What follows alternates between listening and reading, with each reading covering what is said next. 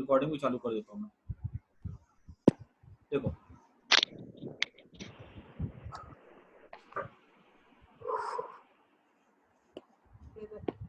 देखो वेलोसिटी निकालना है ना, तो डिफरेंशिएट करेंगे इसको एक एक करके। पहले 20 को किया, 0 आएगा। टी क्यूब का क्या हो जाएगा, प्लस 3t² हो जाएगा। -12 यहाँ कुछ थी तो 1 है, तो -12 इंटू 1 दैट इज -12। 1 - 1 क्या हो जाएगा, 0, तो -12 हो जाएगा।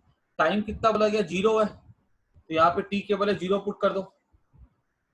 तो 0 पुट करेंगे तो वेलोसिटी क्या हो जाएगी, -12 मीटर पर सेकेंड। जब टी को डिस्प्लेसमेंट निकालना था तो टी को 0 पुट किया, यहाँ पे 0 आ गया, यहाँ पे 0 आ गया, तो क्या बचा, 20 मीटर। कंफ्यूज मत करना, कांस्टेंट आ रहा है 20। कांस्टेंट का मैंने बता के रखा था डिफरेंशिएशन 0 होता है। ये हम लोगों ने यूज थोड़ा कम किया है, इसको तुम लोग शायद नहीं इसको अप्लाई कर पाए हो, लेकिन कांस्टेंट का डिफरेंशिएशन क्या होता है, 0, बिकॉज कांस्टेंट में कहाँ पे बदलाव होगा, कांस्टेंट तो खुद ही कांस्टेंट, उस पर कोई चेंज हो ही नहीं सकता है ना, इसलिए।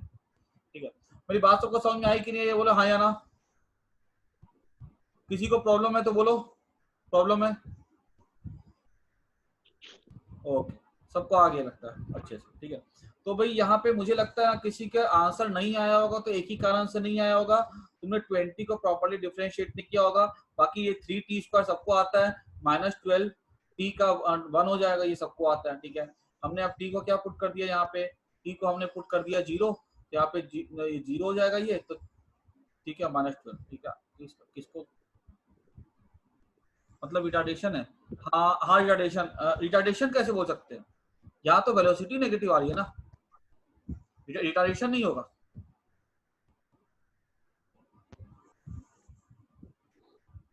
क्लियर, अच्छा, ये सबने कर लिया, ये पहला क्वेश्चन का आंसर आ गया। देखो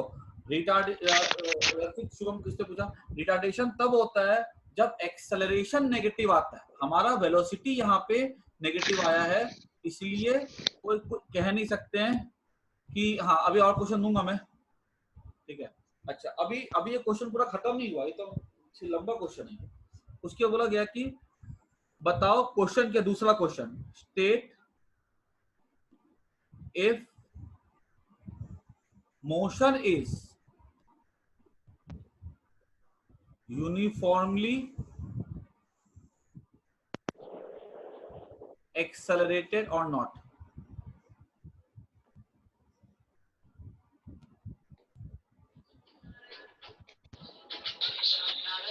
एक्सेलरेशन यूनिफॉर्म है कि नहीं,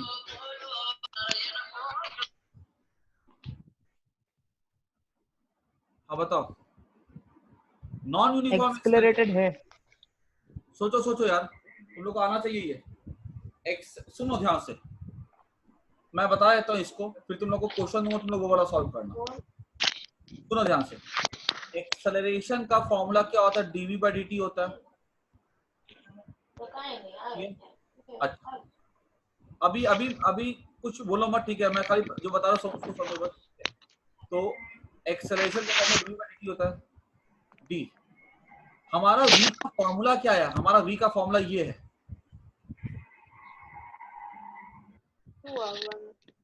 हाँ एक्सेलरेटेड है, जरा चेक कर लेते हैं। अभी को लिखना मत, ठीक है, खाली समझो, तुम्हारी बारी आएगी जब तुमको दूंगा तो तुमको सॉल्व करना है, अभी समझो बस यहाँ से। dv/dt हमारा वेलोसिटी का फॉर्मूला ये हो गया ना, 0 है नहीं है, क्यों, हमारा वेलोसिटी का फॉर्मूला ये नहीं है, ये तो एक केस में आया है जब t 0 था।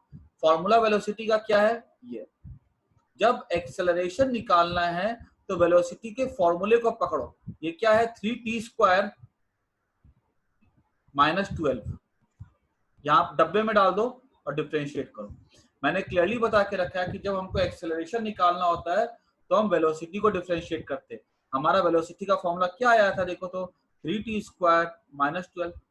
अब जब इसको करेंगे, इसको पहले करेंगे, तो 3 2 जा 6, 2 - 1 60। ये 12 कैसा है, कांस्टेंट है, तो ये 0 हो जाएगा, तो क्या बचेगा, खाली 60 बचेगा ना। क्लियर, सो एक्सेलरेशन का फॉर्मूला क्या आ रहा है, 6t आ रहा है। इसका मतलब क्या हुआ, सबको ध्यान से सुनोगे, ठीक है, जब सवाल दूंगा तुमको खुद से करना है। इसका मतलब ये हुआ कि अगर मैंने टाइम को बढ़ाया तो एक्सेलरेशन बढ़ेगा। जब 1 सेकेंड है तो एक्सेलरेशन हो जाएगा 6 into 1। जब 2 सेकेंड है तो एक्सेलरेशन हो जाएगा 12। जब 3 सेकेंड है तो एक्सेलरेशन हो जाएगा 18। जैसे जैसे हम लोग टाइम को बढ़ा रहे हैं, ठीक है, वैसे वैसे एक्सेलरेशन क्या होगा, बढ़ेगा, है ना। 6 12, तो ये टाइम के साथ एक्सेलरेशन बढ़ रहा है, तो हम क्या बोलेंगे कि एक्सेलरेशन जो है वो यूनिफॉर्म नहीं है, ठीक है, वो इंक्रीज कर रहा है। क्लियर। तो एक्सेलरेट यूनिफॉर्म कब बोलते हैं, यूनिफॉर्म तब होता है एक्सेलरेशन जब ये ऐसा होता 5 6, अगर टाइम पर डिपेंड नहीं ना करता तो एक्सेलरेशन कैसा होता, यूनिफॉर्म। लेकिन अगर हमारे एक्सेलरेशन के साथ टाइम आ रहा है तो टाइम के साथ हमारा एक्सेलरेशन बढ़ेगा, तो ये यूनिफॉर्मली एक्सेलरेटेड नहीं होगा। Answer is no, because acceleration depends on time. Clear होगा, हुई कि नहीं बात। अभी सबको किसी को डाउट है तो पूछ लो, मैं एक सवाल इस टाइप का और दूंगा, सबसे बनना चाहिए। सर ये नो कैसा है वो बताओ ना एक बार। ये देखो ना, वापस। एक्सेलरेशन जो है उसके फॉर्मूले में क्या आ रहा है, उसका फॉर्मूला क्या आ रहा है, ए का फॉर्मूला आ रहा है 6t आ रहा है। ई टाइम है, टाइम तो हमेशा बढ़ता है ना, जैसे जैसे टाइम बढ़ेगा ए की वैल्यू बढ़ेगी। टाइम 1 लिया तो 6 है, 2 लिया 12 हो जाएगा, 3 लेंगे 18 हो जाएगा। यहाँ पे एक्सेलरेशन टाइम के साथ बढ़ेगा। जो चीज बढ़ती है वो होती है नॉन यूनिफॉर्म, जो चीज सेम रहती है वो होती है यूनिफॉर्म। अगर यहाँ पे हमारा अगर आंसर ए इक्वल टू खाली 6 अगर आता ना तो मैं लिख देता कि yes acceleration is uniform. Clear होगी बात। मतलब अगर फॉर्मूले में टी है तो फिर हाँ सही बोला रचित, अगर फॉर्मूले में टी है तो वो चीज क्या होती है, वो नॉन यूनिफॉर्म होगी, सीधी सी बात है। अगर फॉर्मूले में टी अगर आ रहा है तुम्हारे तो वो चीज क्या होगी, नॉन यूनिफॉर्म होगी। दिमाग में इस चीज को बैठा लो। अगर टी नहीं आ रहा है तो वो यूनिफॉर्म होगा, अगर टी आ रहा है तो वो नॉन यूनिफॉर्म होगा, सीधी सी बात। क्लियर होगी मेरी बात सबको। अच्छा उसके बाद देखो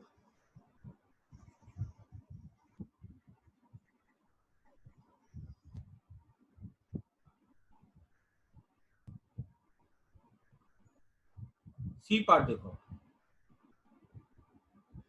find the position of particle when velocity is 0। Question क्या है, फाइंड, सी क्वेश्चन देखो, velocity, find position of particle when velocity is 0।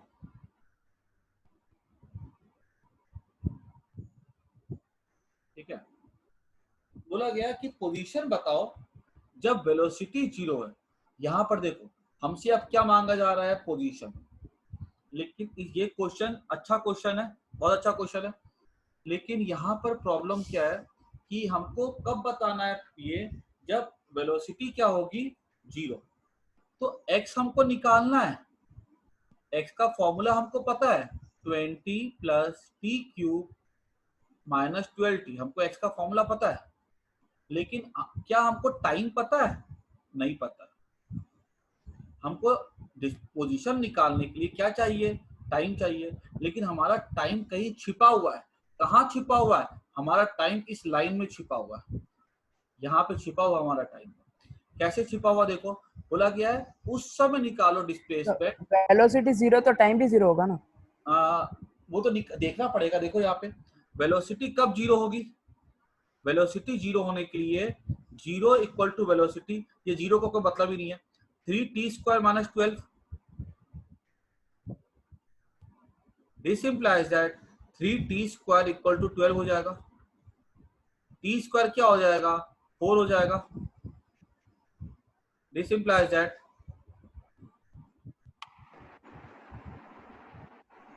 t = 2, t = 2 आ गया, है ना, 2 आएगा। t कितना आ जाएगा, 2 सेकेंड। रूट कर दो। देखो मैंने क्या बोला हमारा टाइम कहाँ पे छिपा हुआ था? इस लाइन में छिपा हुआ था। हमने वेलोसिटी को 0 पुट कर दिया। हमारा वेलोसिटी का फॉर्मूला ये ना 3t² - 12 है। हमने वहां पे 0 पुट कर दिया, ठीक है। तो हमने क्या देखा, ठीक है, मतलब अगर फॉर्मूले में t हो तो फिर नॉन यूनिफॉर्मली, हाँ ठीक है, क्लियर।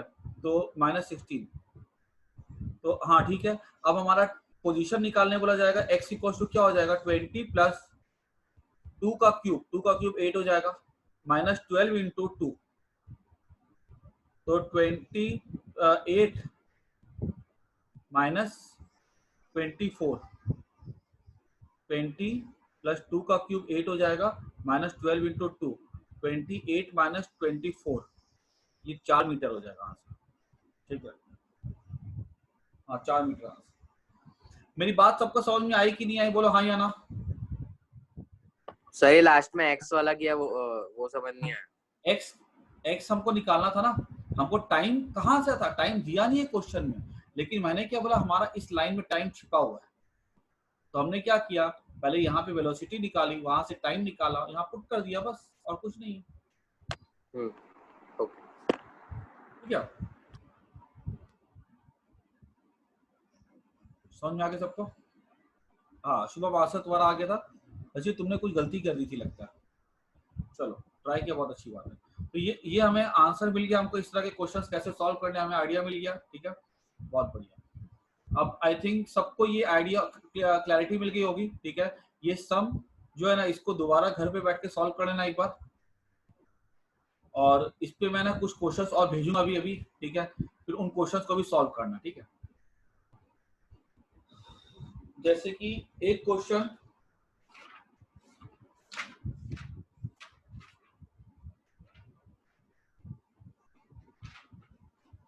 मैं ना तुम लोग को दे देता हूँ, ये क्वेश्चन तुम्हारे घर के लिए, ठीक है, यहाँ पे सॉल्व नहीं करने की जरूरत है।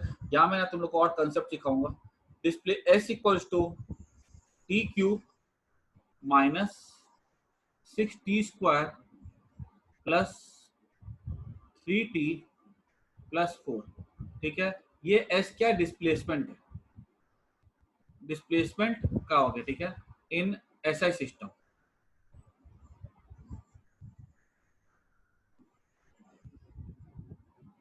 फाइंड, क्वेश्चन रहेगा इसमें, find velocity when a equal to 0, ठीक है। ये क्वेश्चन नोट कर लो और घर बैठ करके ना सॉल्व करना।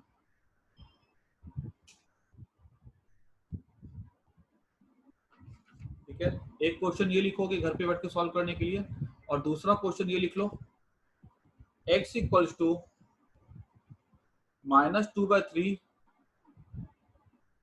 t² प्लस 16t प्लस 2, ठीक है। इसमें क्वेश्चन क्या होगा, ये डिस्प्लेसमेंट है, s और x डिस्प्लेसमेंट के लिए ही होता है, ठीक है। This is for displacement, this is for displacement. इसमें क्या बोला गया है, व्हेन, पहला क्वेश्चन है इसमें, when will particle first come to rest. ये सोच सोच कर तुम्हें करना है, ठीक है, क्लियर। तो उसके लिए हमको टाइम बताना, ठीक है। ये दो क्वेश्चन तुम्हें घर पे सॉल्व करने, ठीक है। अच्छा, उसके बाद मैं इंटीग्रेशन में आगे बढ़ रहा हूँ। अब आगे हम लोग पूरा स्क्रीन क्लियर कर रहे हैं। क्वेश्चन आप सुनो, अब डिफरेंशिएशन के आगे देखो, अब थोड़ा सा और हमने देखो, जो हमने डिफरेंशिएशन में पढ़ा है ना अभी, तो मैंने तुम लोग को क्लियरली बोल दिया था कि डिफरेंशिएशन में हम लोग को इसकी एप्लीकेशन आनी चाहिए। तो मैंने तुमको वहां पे सिखा दिया है कि इसका कहाँ पे यूज करते हैं, ठीक है। तो स्लोप निकालने में करते यूज, और स्लोप डिस्प्लेसमेंट टाइम में स्लोप हमको वेलोसिटी देता है, वेलोसिटी टाइम ग्राफ पे स्लोप हमको एक्सेलरेशन देता है, ठीक है। डिफरेंशिएशन का मीनिंग क्या होता है, उसके बाद कोई पूछ लेगा कि भाई dx का मीनिंग क्या होता है, ठीक है। तो dx का मीनिंग क्या होता है, वेरी वेरी स्मॉल चेंज, ठीक है। ये वेरी वेरी स्मॉल चेंज के लिए होता है, ठीक है। अब आधे बच्चे पता है क्या होते हैं, dx by dt लिखते हैं ना, वो डी को कैंसिल कर देंगे, उनको समझ में नहीं आएगा डी लिखा क्यों गया। तो वेरी वेरी स्मॉल चेंज होता है, ठीक है। ये कुछ बेसिक बातें हो गई, ठीक है। हमने इसके फॉर्मूला सीख लिए हैं, हमने इसका एप्लीकेशन देख लिया। अब हम बात करते हैं कुछ और फॉर्मूला के, ठीक है। जैसे देखो डिफरेंशिएशन क्यों बनाया गया था, ठीक है। और मैं बताता हूँ, याद रखना ये जो पूरा का पूरा मैथ्स जो बनाया गया है ना, ये डिफरेंशिएशन इंटीग्रेशन जो कैलकुलस के पार्ट है, इसको मेन कंट्रीब्यूट करने वाला था इसमें न्यूटन, सर इसैक न्यूटन।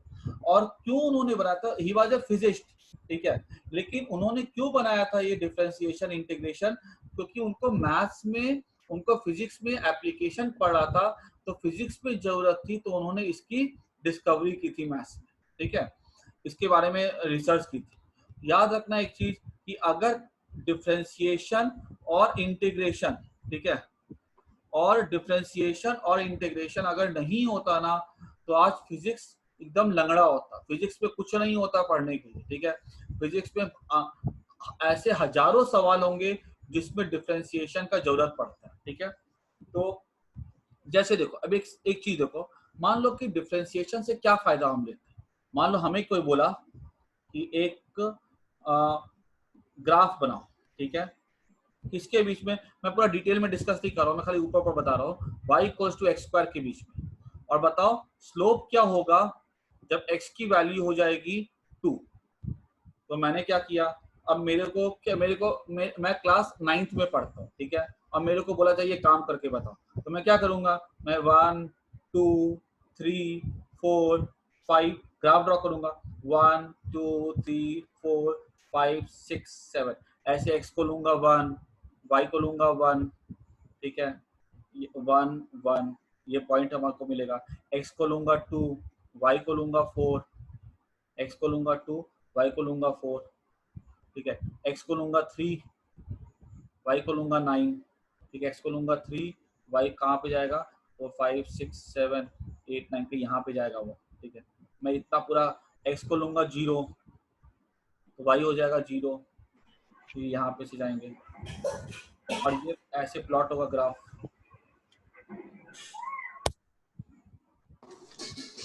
ठीक है, अब मेरे से पूछा जाएगा कि बता 2 पे स्लोप क्या होगा। 2 पे स्लोप निकालने के लिए हम क्या करेंगे, यहाँ पे 2 पे जाएंगे, टेंजेंट ड्रॉ करेंगे, ऐसे करके टेंजेंट ड्रॉ करेंगे। बोलेगा 3 पे बताओ स्लोप क्या होगा, तो मैं 3 पे जाऊंगा,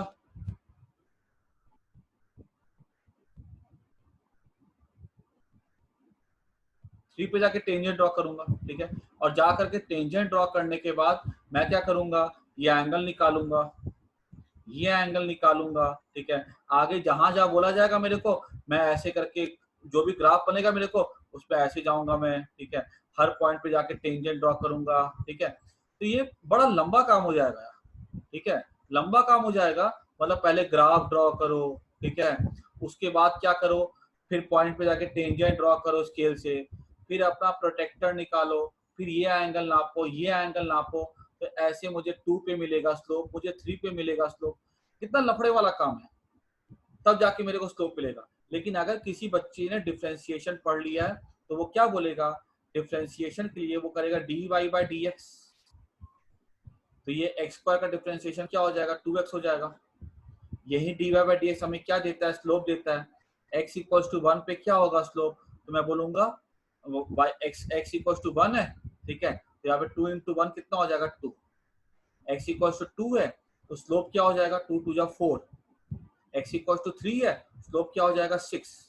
मैं फॉर्मूला मैंने पकड़ा, मैंने फटाफट आंसर लिख दिया, ना ग्राफ ड्रॉ करना है, ना टेंजेंट ड्रॉ करना है, ना एंगल निकालना है, कुछ नहीं, एक फॉर्मूला रटा, उससे हमारा काम कितना आसान हो। तो डिफरेंशिएशन का यही फायदा होता है कि सबसे बड़ा फायदा ये होता है कि हम बिना ग्राफ ड्रॉ किए स्लोप आसानी से निकाल सकते हैं। नहीं तो तुम सोचो, तुमको मैं पढ़ाता अगर आज जो तुमको मैंने सिखाया है, ठीक है, वो कि ये ऐसे क्या क्या पता है, x equal to 20 minus t cube plus 4t square, इसका ग्राफ बनाने बैठोगे ना अगर x का, ठीक है, हालत खराब हो जाएगी, बन ही नहीं पाएगा। और तब जाके हर एक पर टेंजेंट ड्रॉ करने बैठेंगे ना, ये सवाल बिना डिफरेंशिएशन के करने बैठे ना, ग्राफ के हेल्प से ड्रॉ करके कम से कम 1 घंटा लग जाएगा, ठीक है, तो भी आंसर एक्यूरेट नहीं आएगा। तो ये हमारा फायदा होता है डिफरेंशिएशन का, कि that we can find slope without actually drawing the graph, ठीक है, just by using the equation, ठीक है। इसलिए डिफरेंशिएशन बड़ी काम की चीज है, ठीक है, इसको तुम लोग को एकदम परफेक्टली कर जाना है, क्योंकि इससे हमारा काम फिजिक्स में बड़ा आसान हो जाता है। That is by we use. समझ में आया कि नहीं आई कि हम डिफरेंशिएशन क्यों पढ़ते हैं? Because we can draw graph, we can find slope without drawing the graph.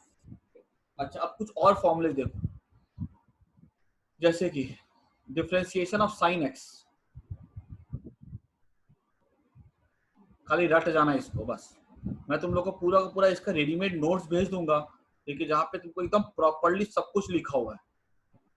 अगर तुम्हारे पास प्रिंटर है तुम उसको वर्ड में रहेगा, तुम उसको प्रिंट आउट भी निकाल सकते हो, और ना तुमको मैं एक एप्लीकेशन का भेज दूंगा लिंक, ठीक है, वो फाइल ना थोड़ी बड़ी बड़ी होंगी, तो वो माइक्रोसॉफ्ट से नहीं खुलेंगी, ठीक है, वो WPS करके कोई एक है सॉफ्टवेयर, ठीक है, उससे वो खुल जाएगा। तो मैं तुमको भेज दूंगा, ठीक है, तुम उसे डाउनलोड कर लेना, और प्रिंटर है तो प्रिंट आउट निकलवा लेना। साइन एक्स का कॉस एक्स होता है, कॉस एक्स का माइनस साइन एक्स होता है डिफरेंशिएशन, ठीक है। डिफरेंशिएशन ऑफ tan x क्या होता है? सेक्स स्क्वायर एक्स होता है, ये याद कर जाना बस, ठीक है तुमको। डिफरेंशिएशन ऑफ log x क्या होता है? 1/x होता है। log ex बेस याद रखना, log का बेस e होता है, ठीक है। Differentiation of e raise to x क्या होता है? e मैंने बोला था e 2.7 होता है, ठीक है, ये e रेज टू x ही रहता है, ठीक है, मतलब e रेज टू x को डिफरेंशिएट किया तो क्या मिलेगा? e रेज टू x ही मिलेगा, ठीक है। उसके बाद सर ये सब लिखने हैं, ये सब, हाँ ये सब नोट कर जाओ, ठीक है। बाकी देखो जब मैं तुमको पढ़ाऊंगा ना, मैं ये सारे के सारे फॉर्मूला रिपीट करूंगा, ठीक है, तुमको उसके लिए वरी नहीं करना, मैं सब रिपीट करूंगा उसको, ठीक है। लेकिन तुम अगर याद रखोगे तो तुम्हारे लिए बहुत अच्छा रहेगा। बायो वाले बच्चों को तो याद रखना ही पड़ेगा, क्योंकि वो कभी नहीं पढ़ेंगे। मैथ्स वाले बच्चे तो ये फिर आगे जाके पढ़ेंगे, लेकिन हमको याद रही ये सब चीजें तो बहुत अच्छी बात है। अच्छा, अब तुम पूछोगे सर इस फॉर्मूले का मतलब क्या हुआ, इस फॉर्मूले का क्या यूज करते हैं? तो यूज बताया तो मैं तुमको, देखो मान लो तुम्हारे सामने साइन एक्स का ग्राफ होगा, साइन एक्स का ग्राफ ऐसा जाता था, 90 डिग्री पे ऐसा जाता था, है ना, और ये 180 डिग्री, ये था 270 डिग्री पे, ये था 180 डिग्री पे, ये था 0 डिग्री पे। तो हमसे अगर ये पूछ ले कि साइन एक्स का अगर हमसे बोले कि यहाँ पे हमने एक टेंजेंट ड्रॉ कर दिया, ठीक है, टेंजेंट मतलब एक लाइन जो टच करेगी, तो बताओ इस टेंजेंट का स्लोप क्या होगा? देखो मैं तुमको सिंपल ज्योमेट्री में देख के बताता हूँ। ये जो लाइन जो बनेगी ना, ऐसे जाएगी, ठीक है, वो लाइन जो है, ये लाइन जो ऐसे बनेगी ना, ऐसे जो जाएगी टच करेगी, वो इस एक्स एक्सिस के पैरेलल होगी। देख लो, इस एक्स एक्सिस की वो पैरेलल होगी, तो पैरेलल टू एक्स एक्सिस है, तो एक्स एक्सिस के साथ एंगल क्या हो जाएगा? इसका 0 हो जाएगा, तो स्लोप क्या है? इसका हो जाएगा tan 0, ठीक है। अब हर पॉइंट के लिए, इसके लिए, इसके लिए, इसके लिए, इसके लिए, सबके लिए टेंजेंट ड्रॉ करने बैठेंगे ना, सबका निकालने बैठेंगे ना, हर पॉइंट पे स्लोप बहुत डिफिकल्ट हो जाएगा। लेकिन हमारे पास एक फॉर्मूला दिया गया है साइन एक्स का कॉस एक्स। तो मान लो अगर बोला जाएगा कि ये ग्राफ साइन एक्स का है, तो बताओ यहाँ पर इसका स्लोप क्या होगा? यहाँ पे स्लोप क्या होगा? इसका स्लोप हो जाएगा कॉस एक्स, क्योंकि डिफरेंशिएट किया तो क्या मिल जाएगा हमको? स्लोप देगा। तो यहाँ पे अगर हम देखेंगे तो ये एंगल कितना 90 डिग्री है ना, तो यहाँ पे cos 90 कितना हो जाएगा? तो आंसर है 0। देखो हमने इससे निकाला, फॉर्मूले से 0 आ रहा है, हमने अपना दिमाग लगाया था एंगल वाला, उससे भी कितना आ रहा था? 0 आ रहा है, तो हमारा आंसर बिल्कुल सही है। हम कोई भी पॉइंट की यहाँ पे, यहाँ पे, यहाँ पे, कोई भी आड़ा टेढ़ा पॉइंट, तो हम किसी पॉइंट पे भी यहाँ पे टेंजेंट जो ड्रॉ करेंगे ना, उसका हम tan निकाल सकते हैं by the help of this formula. This is the use. अब ये फॉर्मूला कहाँ से आया, कैसे डिराइव होता है, that is not in our syllabus. हमको बस इसका एप्लीकेशन सीखना है कि देखो इसमें हम क्या कर सकते हैं, इससे हम लोग स्लोप निकाल सकते हैं, ठीक है। तो ये कुछ फॉर्मूलाज है जो तुमको याद कर जाने हैं, ठीक है। और एप्लीकेशन में क्या होता है, what does this value give us, this right वाली वैल्यू हमें क्या देगी, this will give us the slope of what, for the graph of this, of graph of sin x, this of graph of cos x, this of graph of tan x, this of graph of log x, this of graph of e raised to x, ऐसा। Clear? तो खाली इसका मतलब समझ में आना चाहिए differentiation का, ठीक है। अच्छा, उसके बाद एक दो फॉर्मूले और लिख लो sec x का।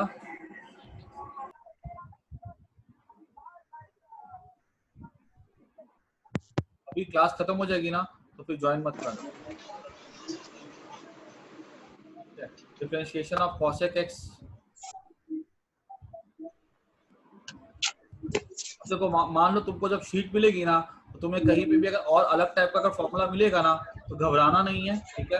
ऐसे बहुत सारे फॉर्मूलाज हैं मैथ्स में, अगर दो चार एक्स्ट्रा भी अगर आ जाएंगे ना, तो उसके लिए वरी नहीं करना है। हमारा मोटिव फॉर्मूला पढ़ना नहीं है, ठीक है। हमको जब फॉर्मूले का यूज पढ़ेंगे, तो मैं तुमको वहाँ पे फॉर्मूला बता करके क्लियर कर दूंगा। हमारा यूज सिर्फ डिफरेंशिएशन समझना, उसका एप्लीकेशन आना चाहिए, क्योंकि तुम लोग का भी काफी अच्छे से आ चुका होगा, जैसा तुम लोग आंसर दे रहे थे ना।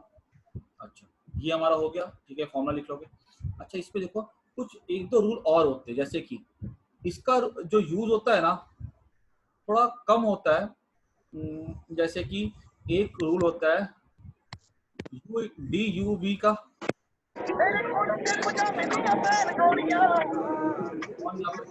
डांस कर रहा है, ठीक है।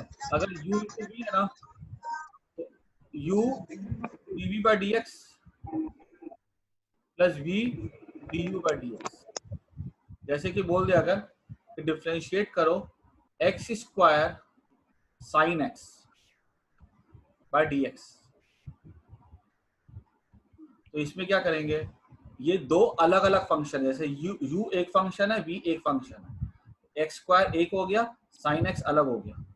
कैसे करेंगे, इसका सिंपल सा रूल है, एक को मानो कांस्टेंट, एक को बाहर निकाल दो, कांस्टेंट कर दिया एक्स स्क्वायर, बाहर निकाल दिया, इसको करो डिफरेंशिएट, तो d sine x by x.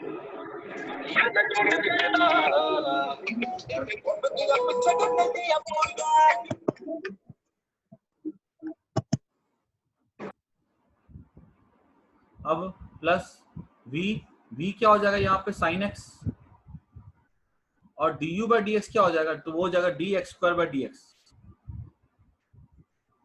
Clear? एक को मानो कांस्टेंट, दूसरे को करो डिफरेंशिएट, दूसरे को मानो कांस्टेंट, एक को करो डिफरेंशिएट।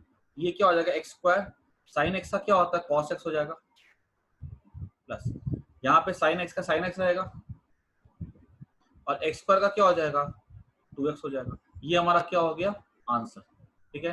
जब भी ऐसे मल्टीप्लाई करके आते हैं ना, तो हमको ये फॉर्मूला दिमाग में ध्यान में रखना, ठीक है। एक दो प्रैक्टिस कर लेना, ठीक है।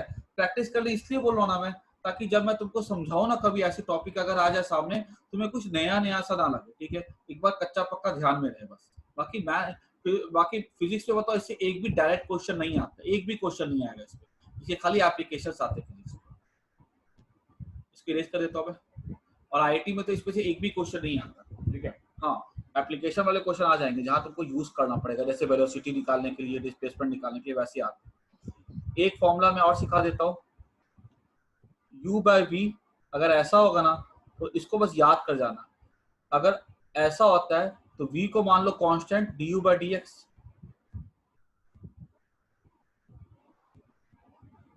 Sir we have a class of chemistry at 5, okay. बस मैं छोड़ देता हूँ 2 मिनट पे, 3 मिनट पे छोड़ दूंगा। v du by D x minus v को कांस्टेंट मान लो du by D x by denominator का स्क्वायर कर दो, तो v का स्क्वायर हो जाएगा। ये फॉर्मूला याद कर जाना, ठीक है। जैसे कि अगर बोल देगा x बाय साइन एक्स, ये x एक फंक्शन है और dx, तो क्या करो इस पे, इसको मानो कांस्टेंट, तो साइन एक्स, और x का क्या हो जाएगा dx by dx minus v। What is v हियर, v को मानो constant du by dx minus, अब यहाँ पे एक मिनट,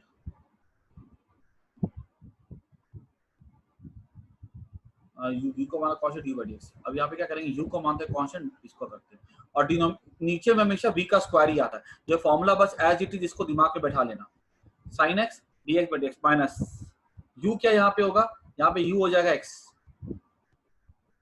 ठीक है, और d sin x by dx by इसका स्क्वायर, sin x का स्क्वायर, sin स्क्वायर x हो जाएगा sin x। अब देखो तो dx by ds क्या, ये तो 1 देगा ना, क्योंकि x का करेंगे तो x का यहाँ पे 1 है, 1 बाजू में आएगा, इससे 1 कम हो जाएगा, into x raise to 0, x raise to 0 कितना होता है, 1 होता है ना, माइनस x sin x का क्या हो जाएगा, cos x हो जाएगा। ये हमारा हो गया आंसर, ठीक है। This is how we get. तो खाली बस फॉर्मूले को देख देख के ना तुमको अप्लाई करने आना चाहिए, इसको देख देख के कर लेना बस तुमको, ठीक है।